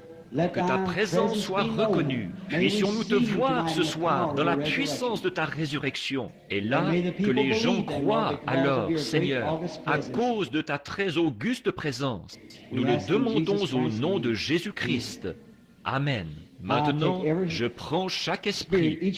Chacun de vous est un esprit. Rappelez-vous, moi, vous ne m'avez jamais vu. Vous voyez cette vieille carcasse usée, ici, qui déclare cette voix. Or, cette voix, ou bien elle vient de Dieu, ou bien elle ne vient pas de lui, tout comme la vôtre. Cette voix est seulement enveloppée dans cette carcasse, qu'un jour j'échangerai contre une nouvelle, qui ne vieillira pas. Mais mon ami, chacun est un esprit. Alors, quand vous bougez, vous voyez, quand vous avez le contrôle, là, vous voyez, ça dérange. Restez assis bien tranquillement, soyez en prière. Je veux que, si Dieu fait quelque chose, je veux que vous lui soyez reconnaissant, certainement, que vous le louiez, et puis que vous soyez respectueux et que vous regardiez bien. Restez assis bien tranquillement et croyez de tout votre cœur. Maintenant, vous, là-bas, qui n'avez pas de carte de prière, où que vous soyez, croyez simplement et dites ceci, Seigneur Jésus, ce qu'il nous a dit, c'est dans la Bible. Je sais que tu as promis cela, et je sais qu'il faut que ça vienne de toi. Ce ne peut pas être cet homme. Il est un homme comme moi, ou comme mon mari, ou comme mon fils, ou mon frère, ou n'importe qui d'autre. Voyez? Mais un don n'est pas quelque chose, un couteau qu'on prend pour aller s'en servir.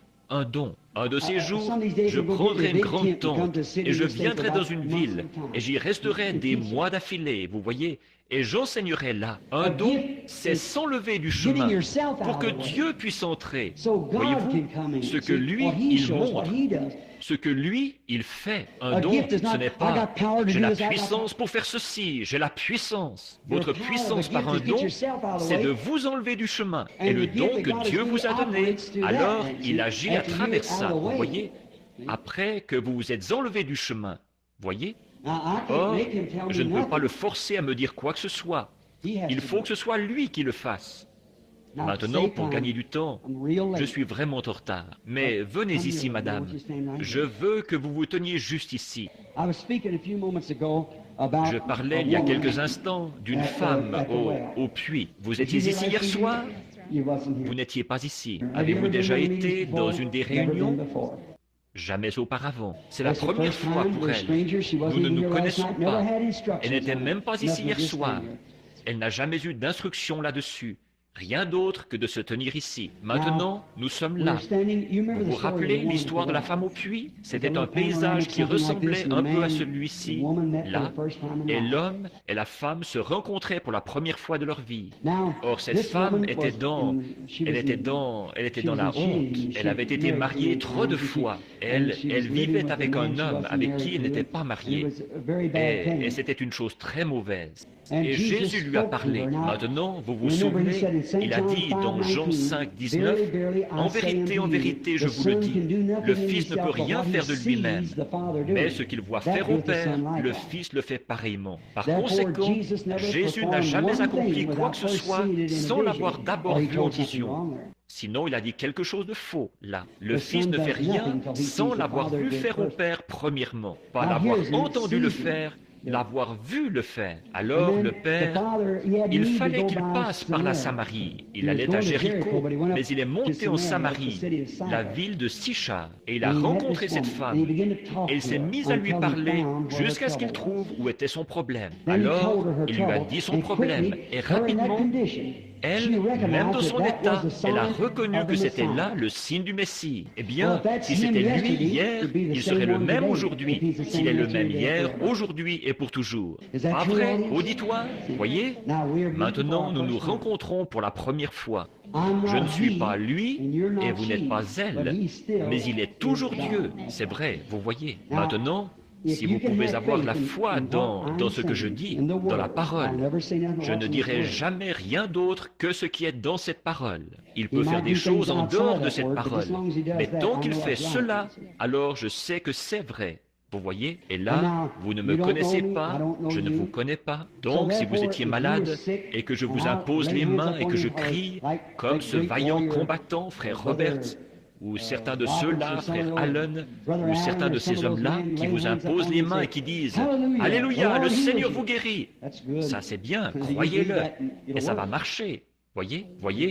Mais maintenant, et s'ils se tenaient ici et qu'ils disent quelque chose que vous avez fait, ou une raison pour laquelle vous êtes malade, ou quelque chose qui s'est passé au cours de votre vie, ou quelque chose que vous n'auriez pas dû faire. Oh, ça vous sauriez que ça devrait être vrai. Ce serait clair dans votre esprit alors. C'est vrai. Et est-ce que ça le serait pour vous, là, dans l'auditoire? Oh, de quoi est-ce que je parle à cette femme? Vous voyez, je n'ai pas continué ce message de ce soir. J'en étais à persévérer. Vous voyez, ça me remettrait dans la prédication. Et maintenant, je dois revenir au discernement, me détendre, mettre William Branham de côté. Combien ont déjà vu cette photo qui a été prise ici, à Houston? Et vous, elle est ici.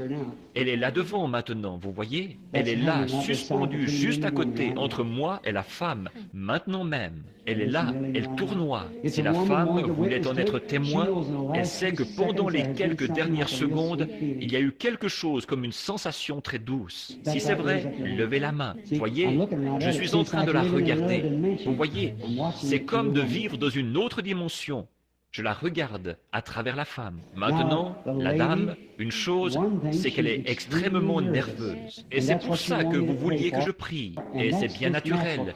Parce qu'en ce moment, à cause de cette période de la vie que vous vivez, d'arriver à cet âge-là et tout, ça vous rend nerveuse. Autre chose, c'est que vous avez quelque chose dans le côté. C'est comme des petites poches d'air, comme qui se forment dans votre côté. Bien, est-ce que c'est vrai?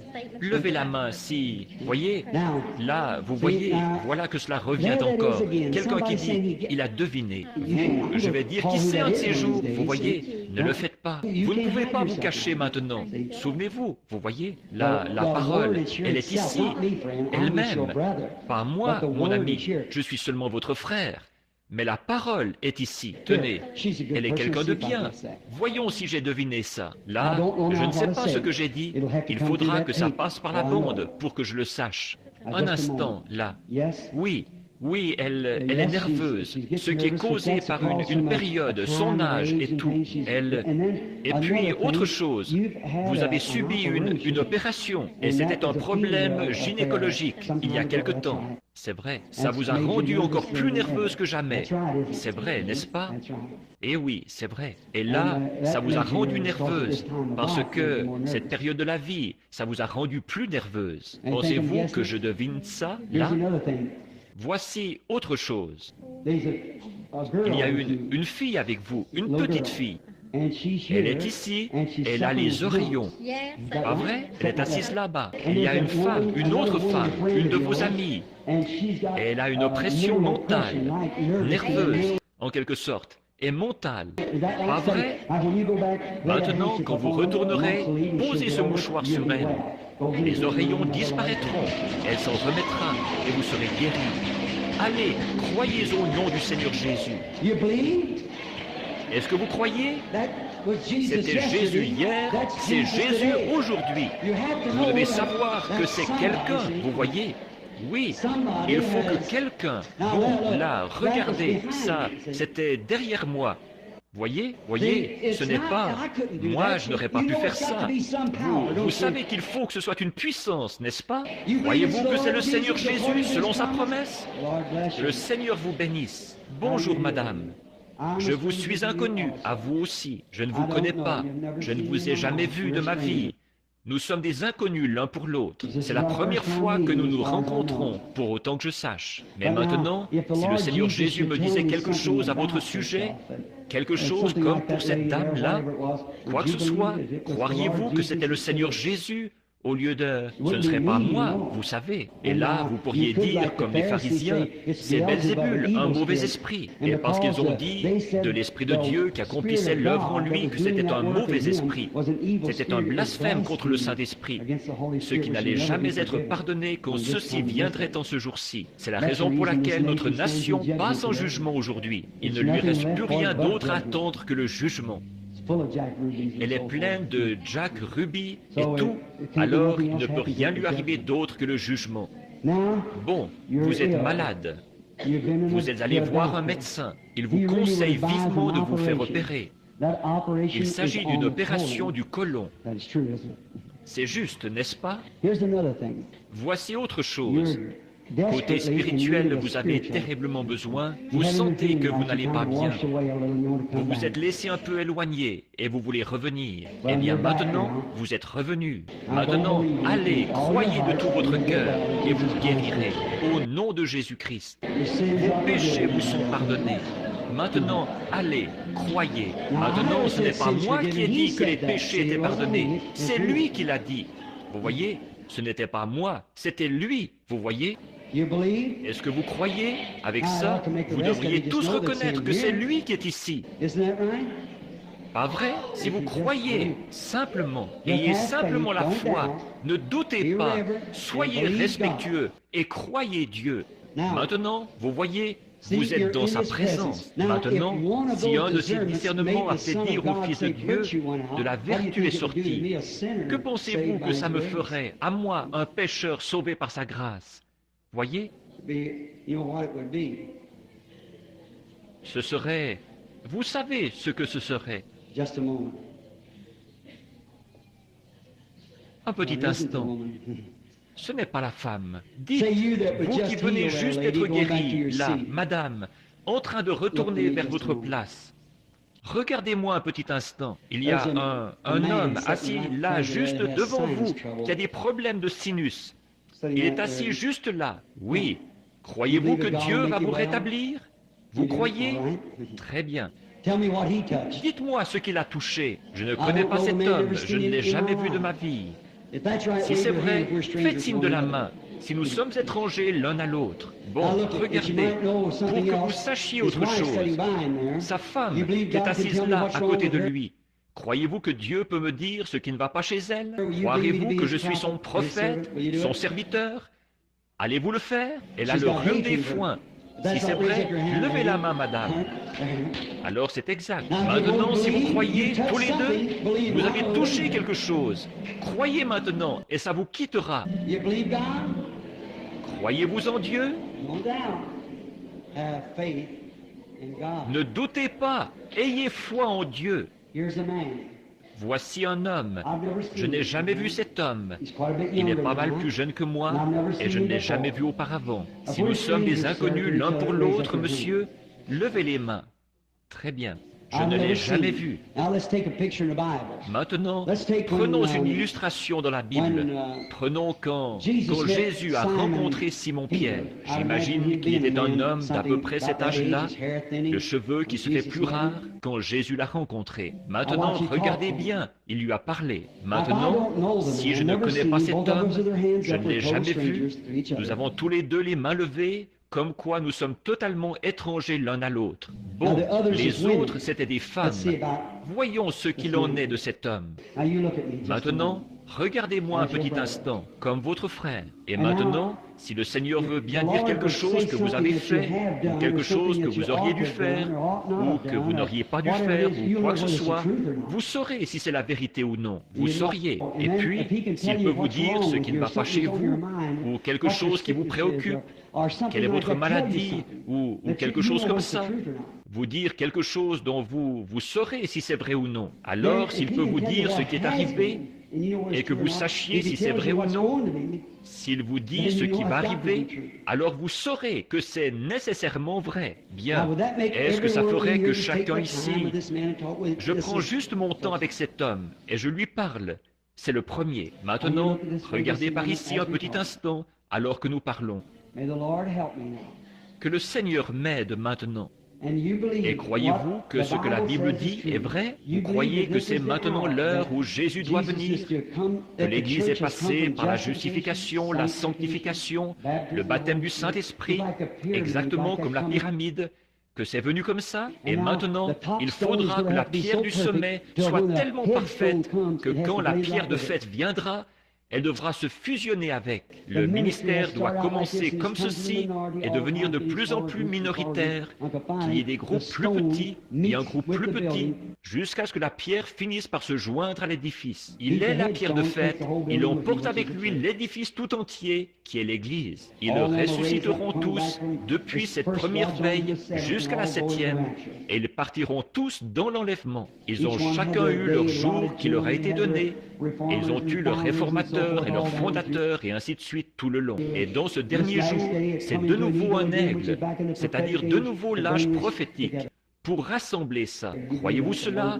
La parole et la pierre, celui qui vient? Vous dégagez une très bonne atmosphère, monsieur. Maintenant, ce que vous avez, c'est que vous avez eu un accident. Lors de cet accident, vous avez été asphyxié au monoxyde de carbone. C'est vrai. Ça vous a empoisonné. Ça vous a empoisonné le foie. Et vous avez eu des problèmes avec ça. Vous avez eu des problèmes d'estomac. Vous avez eu des problèmes avec votre cœur. Et ça vous a rendu nerveux au point que vous en avez fait un complexe. Vous êtes pauvre, vous devez retourner travailler. Mais vous avez peur de retourner travailler. Vous avez peur du monoxyde de carbone. Mais tout ira bien. Maintenant, souvenez-vous, si Jésus-Christ me dit qui vous êtes, est-ce que, bon, ces choses étaient vraies, n'est-ce pas? S'il me dit qui vous êtes, allez-vous l'accepter et savoir et retourner et prendre courage? Allez-vous le faire? Votre nom, c'est Monsieur Wagner. Retournez, allez votre chemin. Croyez-vous maintenant? De tout votre cœur, vous croyez? Si tu peux croire, tout est possible à ceux qui croient. Maintenant, croyez-vous que Dieu guérira ce problème gynécologique que vous avez? Continuez simplement jusqu'à l'autre bout de l'estrade en disant « Amen ». Voyez, que Dieu vous bénisse. Bien, madame, quand vous vous levez le matin, vous êtes raide. Vous ne pouvez pas vraiment beaucoup vous déplacer. De l'arthrite. Mais croyez-vous que Dieu guérit l'arthrite? Très bien. Continuez votre chemin en disant « Merci Seigneur ». C'est très bien. C'est ce qui a provoqué votre arthrite. Voyez-vous, c'était vos nerfs. Si tu peux croire, tout est possible. Mais vous devez d'abord le croire. Qu'en pensez-vous, monsieur? Croyez-vous de tout votre cœur? Croyez-vous que Dieu guérit les problèmes cardiaques et qu'il vous rétablit?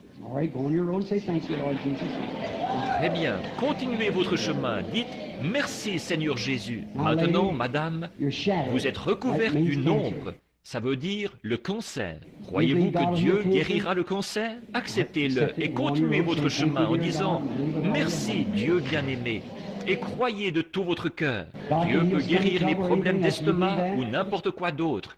Vous croyez cela? Très bien. Continuez votre chemin et réjouissez-vous en disant « Merci Seigneur Jésus ». Croyez-vous que Dieu guérira votre problème gynécologique, cette perte? Très bien. Continuez votre chemin en disant « Gloire au Seigneur ». Croyez de tout votre cœur. Croyez-vous que Dieu guérit les sinus et l'asthme et toutes ces choses-là, qu'il vous rétablit? Continuez votre chemin. Réjouissez-vous en disant « Merci, Dieu bien-aimé ». Et si je ne vous disais rien, que je vous imposais seulement les mains, Vous le croiriez? Au nom du Seigneur Jésus, soyez guéris. Croyez de tout votre cœur. Venez, madame. Croyez-vous de tout votre cœur? État anémique et problème cardiaque. Croyez-vous que Dieu va vous rétablir? Si oui, continuez votre chemin. Dites « Merci Seigneur Jésus » et soyez rétablis. Très bien. Venez, madame. Croyez-vous que Dieu guérit le diabète et rétablit les diabétiques? Alors continuez votre chemin en disant « Merci ». Croyez de tout votre cœur. Vous voyez, Dieu guérit la nervosité et les problèmes d'estomac aussi. Croyez-vous qu'il vous rétablit? Continuez votre chemin en vous réjouissant. Mangez votre souper et prenez courage. Venez. Un estomac nerveux aussi. Croyez-vous que Dieu va vous rétablir? Continuez votre chemin et mangez et soyez guéris. Croyez de tout votre cœur. Vous avez quelques palpitations cardiaques, mais ce qu'il y a aussi, c'est que vous avez comme de l'arthrite. Croyez-vous que Dieu va vous rétablir? Continuez votre chemin et réjouissez-vous et dites « Merci Seigneur ». Une nervosité gastrique qui a provoqué un ulcère à l'estomac et tout. Croyez-vous que Dieu va vous rétablir et vous guérir? Continuez votre chemin et dites « Merci Seigneur » et soyez guéris. Vous avez beaucoup de choses, un problème féminin. Une des choses graves chez vous, c'est une maladie de cœur. Trop autour de votre cœur. Croyez-vous que Dieu va vous rétablir? Continuez votre chemin et réjouissez-vous et dites « Merci Seigneur ». Voyez-vous que Dieu guérit l'arthrite? Continuez simplement à avancer et votre arthrite disparaîtra. Voyez-vous de tout votre cœur? Voyez, bien sûr que... Maintenant, certains d'entre vous là-bas dans l'auditoire, soyez respectueux. Soyez respectueux. Restez bien tranquille. Croyez de tout votre cœur maintenant. Regardez par ici, croyez de tout votre cœur. Certains d'entre vous là-bas qui n'iront pas dans la ligne de prière. Ce petit garçon qui est assis tout près ici, le petit garçon potelé qui est assis juste là, ne voyez-vous pas cette lumière au-dessus de lui? Ce petit garçon souffre d'un problème de rein. Crois-tu que Dieu va guérir le problème de rein, mon garçon? Très bien. Mets-toi debout et dis, je le crois et je l'accepte. Très bien. Que Dieu te bénisse. Continue-t-on. Croyez-vous de tout votre cœur? Si tu peux croire, tout est possible. Et vous qui venez juste de vous asseoir là, qui venez de vous avancer avec un petit garçon pour vous asseoir, voyez-vous ce problème aux yeux, que Dieu va guérir votre problème aux yeux et vous rétablir? Vous le croyez? Très bien.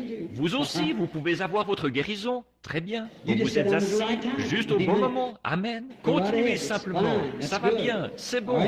Très bien. Amen. Très bien. La femme à côté de vous, là, sa tête la fait souffrir. Croyez-vous que Dieu va guérir vos maux de tête, madame? Très bien. Votre petite fille, là, souffre d'une affection mentale. C'est vrai, n'est-ce pas? Posez la main sur elle et croyez. Elle aussi, elle se rétablira. Vous le croyez? L'autre dame, là, assise à côté, elle prie, juste à côté. Elle est là en train de prier à cause d'un foyer brisé. Est-ce vrai, madame? Levez la main. Croyez, et votre foyer sera rétabli. Ayez la foi. La dame assise à côté d'elle a un kyste. Croyez-vous que Dieu va guérir ce kyste, madame? Levez la main, acceptez-le. La dame assise à côté d'elle a des ennuis à la gorge. Croyez-vous que Dieu va guérir votre gorge, madame? Levez la main. Mais qu'est-ce que vous avez donc? Ne voyez-vous pas que Jésus-Christ? Mettons-nous debout. Levez-vous et acceptez Jésus comme votre guérisseur. Oh, agneau de Dieu, au nom de Jésus-Christ, guéris chaque personne ici pour ta gloire.